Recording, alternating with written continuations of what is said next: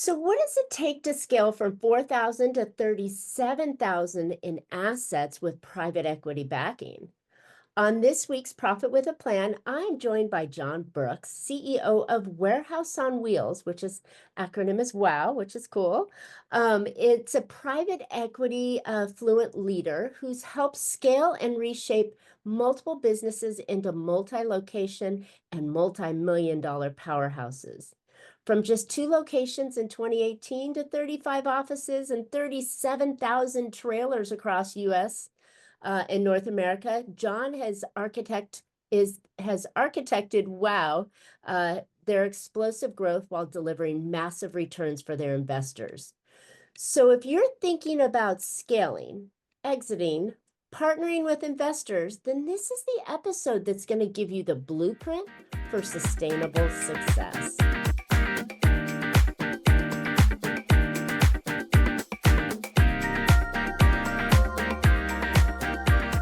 Hey, entrepreneurs, are you working too hard for too little profit? Well, welcome to Profit with a Plan podcast, where we help you scale smarter, increase profitability, and build a business that's worth more, whether you keep it or you sell it.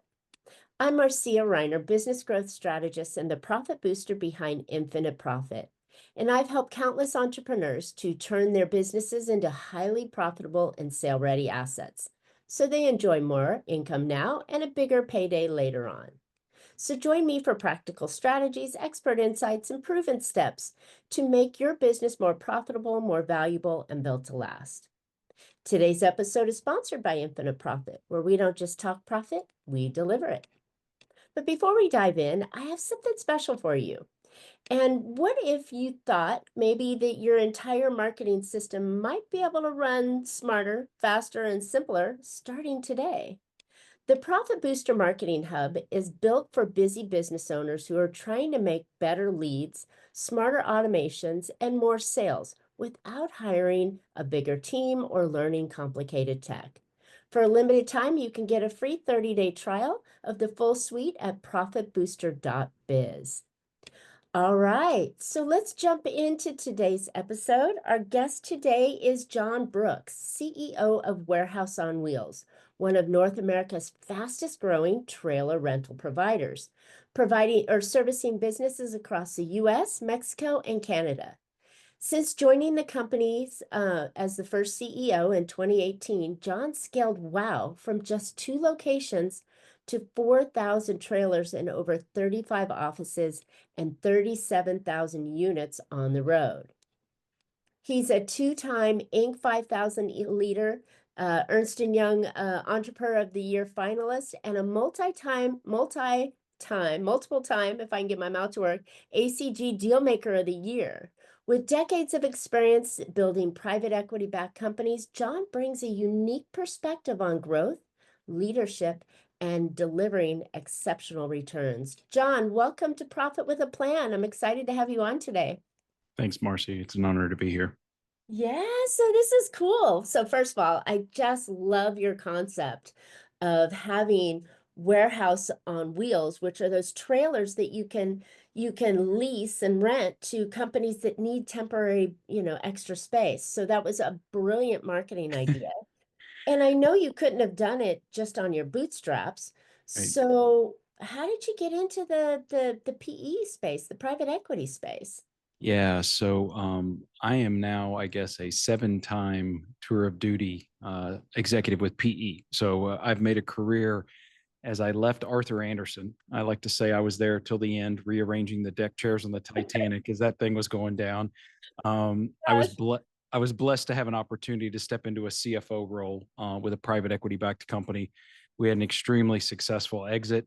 And I think when you start that high, off that high of that success, it just kind of says, okay, this may be my niche. And so my career has sort of worked its way through a number of different opportunities like that. And then ultimately, I was a customer of my largest competitor here in Cincinnati in the mobile storage space. And I looked at it one night and thought, well, maybe we should buy those trailers. And then I started looking at the unit economics and I thought, no, maybe I should just own that company. And so that was really the impetus for why I wanted to get into this business. And we've just had such a blessed run since 2018 when we got started. Yeah. phenomenal run. If you could put the little unicorn on your forehead, then you'd work perfectly with that phrase, right? Because not every company is going to come and they're going to have the smarts, the know-how, the systems, the ability to take somebody else's money Mhm. and turn it into really high multiple returns, but yet still kind of control their own company. Sure. Because, from what I hear, most times the PE comes in, the owner or founder is kind of pushed to the side and everybody else Sure. runs the show for them. Sure. No, that's definitely, I think, the stereotypical view of private equity. So I think it's why it's important for people that hear this to really do the due diligence on their partners and understand their track record and really almost interview them, if you will. There is so much in the way of capital in the market, dry powder, as we'll call it, for investment, that most instances will have multiple suitors, and that's good as a seller, obviously, but it Yeah. also then creates that opportunity for you to really understand and do your own due diligence. Who you marry, really, in all senses of the word. So it's definitely a challenge for owners. The other challenge, I think, is they're used to being their own boss, and now they have a board of directors and other people that they have to answer to. So that's a big culture shift. And so again, selecting that right partner becomes mission critical. Oh, exactly. But, before we get into that a little bit more, let's kind of set the groundwork. Why would someone want somebody else's money to help them grow their business? I mean, it's like, Absolutely. duh, but let me throw that one back to you. Here's how I positioned it the last time we sold this business is as we stood in front of these potential investors, I said, look, we've built a rocket. We've designed the flight pattern. We know where we're going. We need jet fuel. Mm, And so that really is the motivator, I think, for the private equity groups to participate. One, because they know then we're going to lift that rocket off and we're going to get the right returns. But two, it helps that management team who has a vision, a dream, a structure accelerate that mhm. path. What a great description of when you're going to need that money, right? You've got everything going and you do need rocket fuel in business sometimes Right. because there's so many other things that you want to do, and if you're the visionary like you are and I am, Mhm. you see the potential of where it can go and map it out, and it's like usually you're carrying an anchor along with you of either your wallet or your team members that can't quite get that momentum going. So having those kind of partners that can see it with you and go, yeah, let's do this. I mean, it just to me it sounds tremendously fun, to have Absolutely. people that have deep pockets that want to trust you and then want to invest in Right. you. And it really is a well, I wouldn't say self-filling, but once you get kind of one of them under your belt, it just becomes that flywheel where you build the brand, the trust, the the understanding that you know how to run the playbook. And so that first one's tough. You got to pick the right partner, but when you hit it right on that first one, it can be very, very rewarding. Yeah, I bet. And then they're lining up afterwards when you hit the next one. They're like, okay, so what else do you got, John? I'm That's the ready hope. to go. You did so great on the first one. Let's do the second one, right? And Absolutely. for us crazy entrepreneurs, we will probably never retire. We'll just sell and buy some and start something else. So We it's just keep perfect. growing our trailer business. So there's all these different levels of firms. The guys that want to participate when you're kind of sub 10 million of EBITDA or even $1 million of EBITDA. And then there's these different tiers of firms. So as we outgrow that firm's kind of bandwidth, there's a whole nother universe of firms that you get access to. Wow, it's great. So Mhm. are you privately or publicly held right now? Privately held. Ah, so Mhm. is there a dangle of a carrot to go public? Maybe I mean, that's a sometime. whole nother nightmare right there. Yeah, yeah. Maybe sometime in our future. And I often comment to folks that when that happens, there'll probably be another guy sitting in this chair. So I'm not sure having come through the Arthur Anderson ranks, I'm not sure I'm a public company kind of guy, but I enjoy building them along the way. Love it, love it. Okay, so then let's talk about how maybe we do set ourselves up for success when we're taking other people's money, whether it's a private equity firm or maybe it's a self-funded group of people that Sure. decide they want to buy in for you. How do you manage that for success? I think first and foremost, you need to run your business as a business. So many entrepreneurs will run their business as a lifestyle. And so it just complicates the process when things like this arise. So for an outside investor to make a decision about whether or not to participate in a business, if the numbers are complicated with the lifestyle of the entrepreneur, all the expenses associated with that, while it may be a fine tax strategy and fit for the day before that, it just really makes that much more difficult. So I would tell you having your house in order, really making sure books, records, all those sorts of things are tight and ready to go. And then the other thing, again, I think it is that dating process of understanding who you're going to partner with and understanding what the rules of engagement are going to be. You know, is it a Mm. controlling interest? So they're going to have 51% and you're going to have 49 or some version thereof. And all that's negotiable in the early days and probably easier to negotiate early on in the process when everybody's interested and excited. And so I think having your house in order, I think understanding the partners you're evaluating and you're going to pick, and then two, laying the ground rules of what's the day one kind of operating mindset.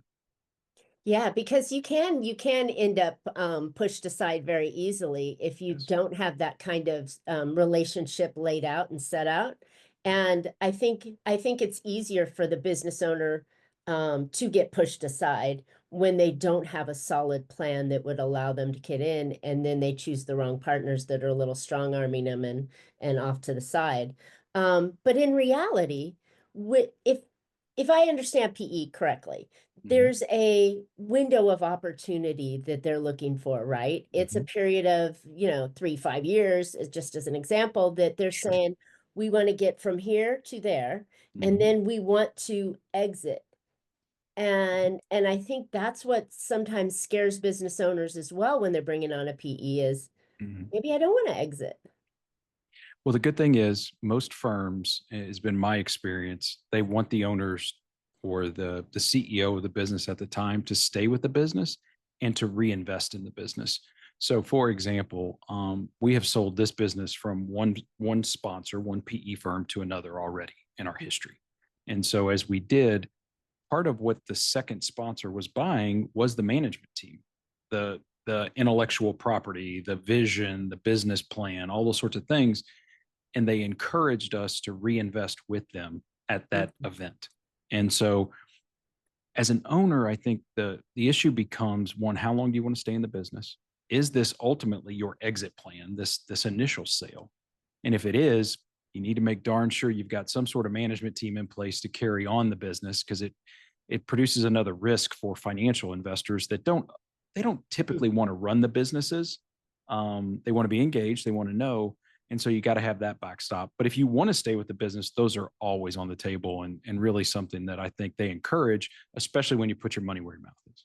Ah, I like it.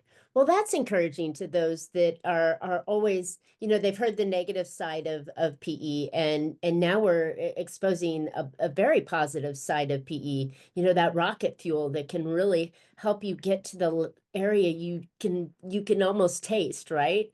And to have that kind of feeling that you've got a partner that can drive you there, help you there, support you, mentorship, financially, structurally. I mean, I know there's a lot of pieces that PE companies can bring in. What kind of other things can PE companies bring to the table when they're looking to partner with a company? Yeah, I think one of the things that I found very rewarding personally is if you pick the right partners, there's the ability to grow the personal wealth of your team. Mm, So we've actually instituted a program all the way through all levels of the organization that the next time the business is sold, every employee will benefit financially beyond their just paycheck and bonus structure. wow. So if you find the right partner, and since the mission's aligned, oftentimes there's opportunities for you to build a structure where your team can reap financial rewards that in some instances can be, life changing. And so I think that's an exciting part of it. It's another tool in the toolbox that when you have that right partner, you're able to bring to your team members and add value to them personally. Oh, that's amazing. That's kind of like an ESOP, right? Where In a lot of ways, yeah. yeah, where you're building out the employee owned, so they're getting shares of the future company, which Mhm. creates that amazing buy-in on their their work opportunities, their level of engagement, the production that they give, because Absolutely. now they're striving to build that company the way the owner does. So I love that idea there.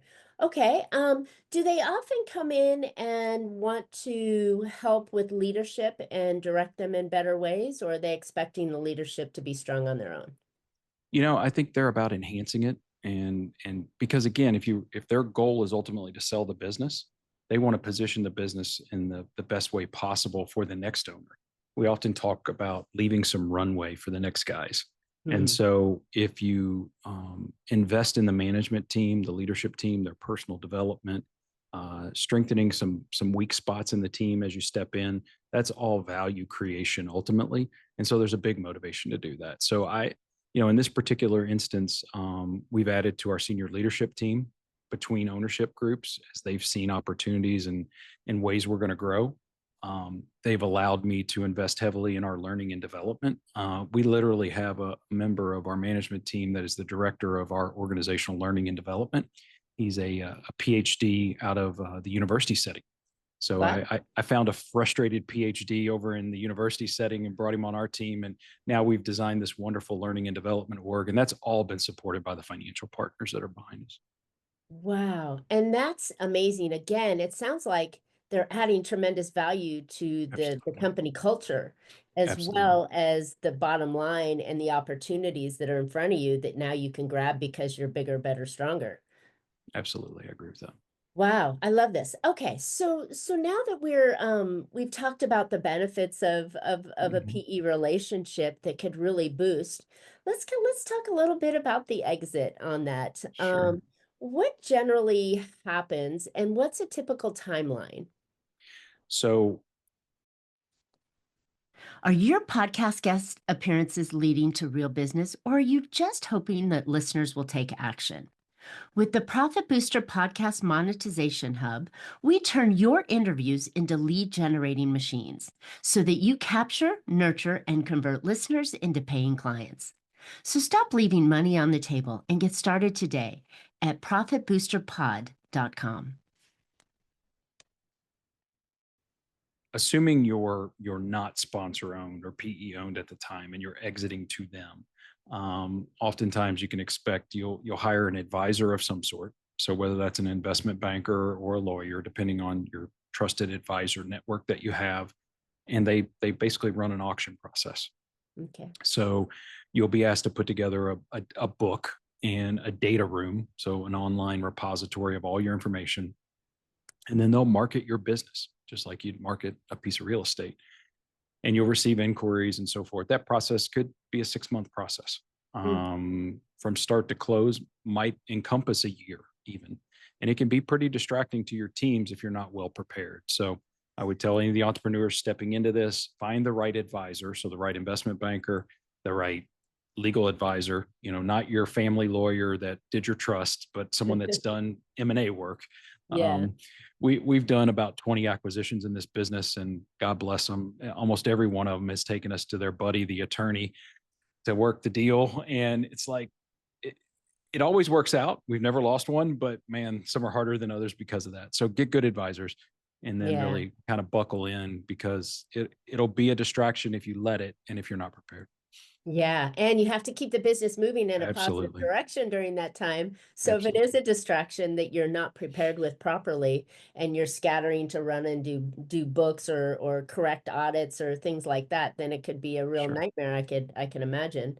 Um, okay, so say now where we've had a partner and the Mhm. partner new relationship, how long would we run a typical relationship with a partner before we potentially either outgrow them or they've Mhm. decided that they want an exit at this time? I think most firms will tell you they have a 5 to 7 year time horizon, Okay. but about year 3, you probably start evaluating where the business is going. Mm. If you're exceeding expectations from a growth trajectory standpoint, um, if there are other market conditions and things are more favorable than not, those sorts of things, all that's in play. It's really about trying to time the market from an exit standpoint that aligns with the Which is business which is success. Possible, but close to impossible. Right. Yeah, I think it's just a check the box. So if the business is hitting its numbers and exceeding the expectation, if the interest rate market is favorable, then you're probably, in the Then all process. planets are aligned and Yeah, exactly. the sun is to the back, then we can go. Exactly. And Yeah, it's the it's same sort of dance again. You're going to hire an investment banker. You're going to get your information ready. Probably at this point, when you've been owned by private equity, you've professionalized your data gathering, your yeah, financial analysis. So you're more prepared this time around. And by the time you're getting your second rep at this, you're kind of old school at it. yeah. Okay, that gives a really clear kind of history or window of what these things look like. What would cause a PE, I mean, you've kind of hinted at them, a PE relationship to fail? Yeah. So I think a misalignment on expectations. So as I bring in new executives to our teams, I tell them the basic ground rules are tell them what you're going to do and do it. Do Or if it. you or if you're not, you need to show up with your corrective action plan to get back to what you told them you were going to do. Mm, The element of surprise is the worst thing in that relationship. That coupled with any ambiguity or lack of communication, just like in any personal relationship, is detrimental. And so, where I have seen them be more difficult and more adversarial is when there's a lack of transparency, there's a misalignment on expectations, or we told them something and when we showed up, that wasn't what we delivered and we didn't have a plan to get back there. And so, mm. I think it really is that simple. I think that sets the stage too for getting the business owner in the right mindset that they're no longer the business owner alone, right? That they've Right. got those partners, like you mentioned early on. That's a huge shift because here they've birthed this child, right? It's an ugly child. It's dirty, they're growing it, they're trying to do these things, and now they have to shift that mind and go, oh, here you go, board of directors, and here you Right. go. I'm gonna show up in a clean shirt and it just seems really counterintuitive to the business owner's mindset. How do you shift them so that they can be successful in that spot? Yeah, I think that's where fundamentally at the beginning of the process, the owner has to commit to one or the other. Mm, Either this is my swan song, I'm going to exit and I'm going to hand this child off to, the college or university to finish training them and to get them a job kind of thing, or I'm in it for the long haul. And if you're in it for the long haul and you have the emotional intelligence to deal with it, then we're off to the races. But you got to set your mind right on what do you want out of this. And oftentimes folks will start with, I'm going to ride this out. I'm in it. I'm going to do it. And after the first one or two of those board meetings or phone calls with expectations and answering to someone, they kind of get the wake up call that, okay, maybe this isn't me because I'm an entrepreneur at heart. I'm not exactly. a W-2 employee, so to speak. Yeah, that's where I can imagine the biggest trouble would lie is in the owner and not realizing to the full extent of granted you were told your Yes. advisors told you, they set you up for everything, but in reality you didn't quite, you didn't expect that it was going to be like this, Yeah. right? And I think I that to me seems like the hardest challenge is to get past that for many business owners. But in all reality, nobody makes a successful business alone. Right. You can't. You're Mhm. either going to self-fund yourself and go to the bank and get a loan, and then you still have to provide all your financials. You just don't have to answer to them. Right. Um, or you're going to get partners that are going to come in and tell you left or right the same Mhm. way, or you're going to go to PE, but rarely can you bootstrap a business and make it something significant. Sure. I think that's, again, it's that entrepreneurial's mindset versus an executive's mindset, and especially when it's something you've started and you've built, it's got that emotional attachment. Yeah, So for a lot of folks, I think it's really getting it to a point where it's part of your exit strategy is probably the optimal setup. But not saying it can't go the other way. You just got to set your mind right on it and understand it. Because to your point, it's like reading the book and understanding the steps that need to happen, but then you got to go actually execute it and implement it. And that executing and implement it is a fundamental disconnect from how your brain's probably been wired for the 10 or 15 years you've been building that business. Yeah, absolutely. I mean, I could just imagine the challenges.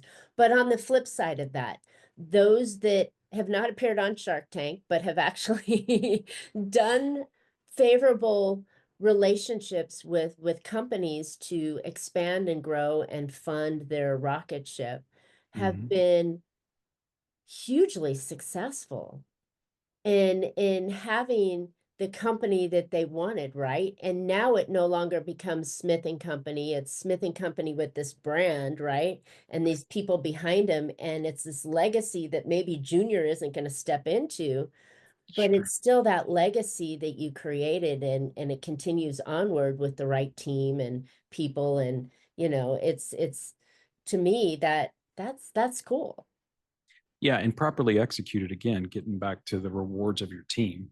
When you're impacting the lives of people that have been on that ride with you in the lower levels of the organization, and you can have a substantial impact on their life beyond just you and being there with them every day. It's pretty meaningful.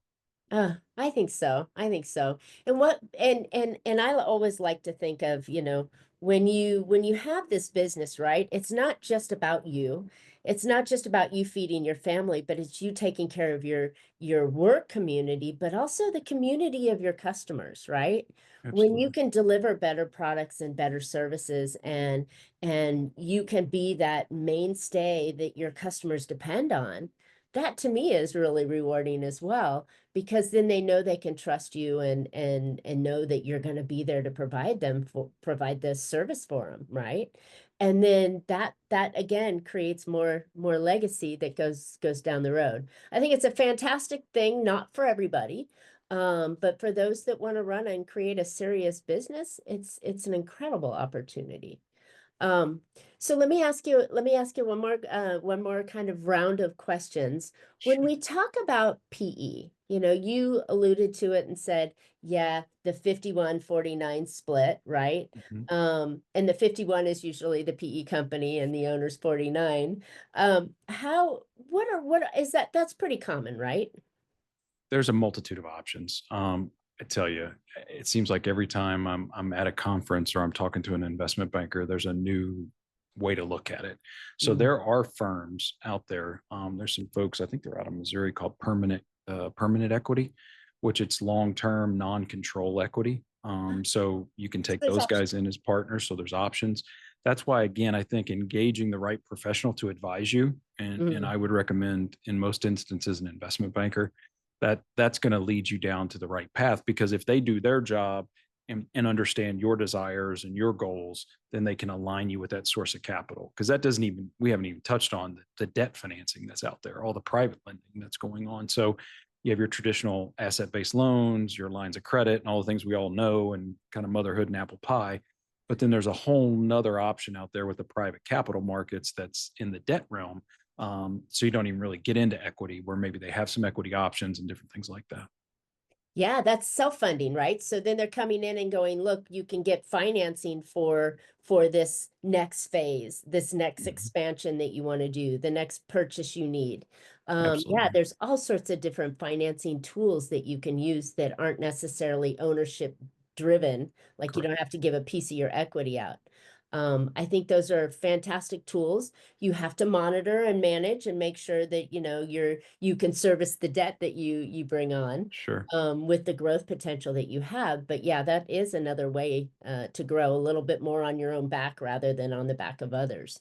Um, uh, the thing that always catches me though, is that when you're looking at that giving up equity or ownership percentage of your company, it's like I always come back to the mindset of going, well, I have 100% of $100. Hmm. We'll use one silly number, but Sure. then, or I could have 49% of $1 million, Sure. right? Which would you rather have? Right. And I think that's the idea potential, is that these people have skill sets that they bring to the table. They can offer opportunity to your workforce. They give you opportunity to reach a vision that you want, but don't quite have the capital to get there. So for me, it sounds like it's a win-win with maybe a few sprinkles of potential downside for the business owner in their mind, right? So if you've got that vision, why not go for it?